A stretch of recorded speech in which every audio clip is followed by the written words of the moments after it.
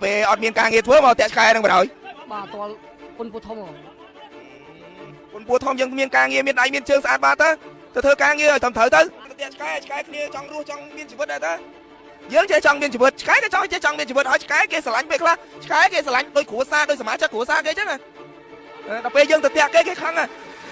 cho che rập cho pe tẹt cái đằng cái chữ ở pe à bôi co cái tiền cái máu đó à pe tiền như cái sệt chữ chấp á miền đằng miền chữ ở nó pe tròn dương đặt sai rớt dương trắng dương miền rậm cam vì pía miền pin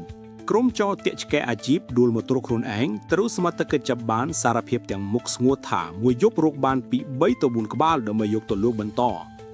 ភ្នំពេញករណីបង្ក្រាបក្រុមចោរលួចឆ្កែដ៏សកម្មមួយបានធ្វើឲ្យមហាជននិងអ្នកស្រឡាញ់សត្វចិញ្ចឹមមានការចាប់អារម្មណ៍និងសាទរយ៉ាងខ្លាំងបន្ទាប់ពីជនសង្ស័យចំនួន2នាក់បានជិះម៉ូតូដួលដោយខ្លួនឯងនៅចំណុចភូមិចុងខ្សាច់សង្កាត់ទួលសង្កែទី1ខណ្ឌរសីកែវរាជធានីភ្នំពេញកាលពីយប់រំលងអធ្រាត្រថ្មីនេះ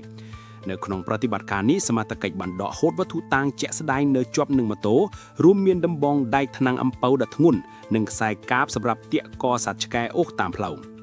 នៅចំពោះមុខអ្នកសារព័ត៌មានជនសង្ស័យបានសារភាពថាខ្លួនពិតជាបានប្រកបរបរនេះមែនដោយខ្លងមួយយប់អាចលួចបានពី3ទៅ4ក្បាលដើម្បីយកទៅលក់បន្តក្នុងតម្លៃប្រមាណ5ទៅ60000រៀលប៉ុណ្ណោះក្នុងមួយក្បាល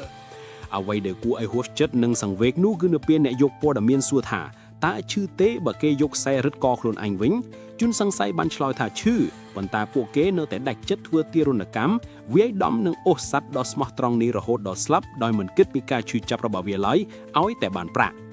បច្ចុប្បន្នជនសង្ស័យទាំង2នាក់រួមទាំងវត្ថុតាងត្រូវបានសមត្ថកិច្ចនៃប៉ុស្តិ៍នគរបាលរដ្ឋបាលទួលសង្កែទី1នាំខ្លួនទៅសាកសួរនិងកសាងសំណុំរឿងដើម្បីចាត់ការតាមនីតិវិធីច្បាប់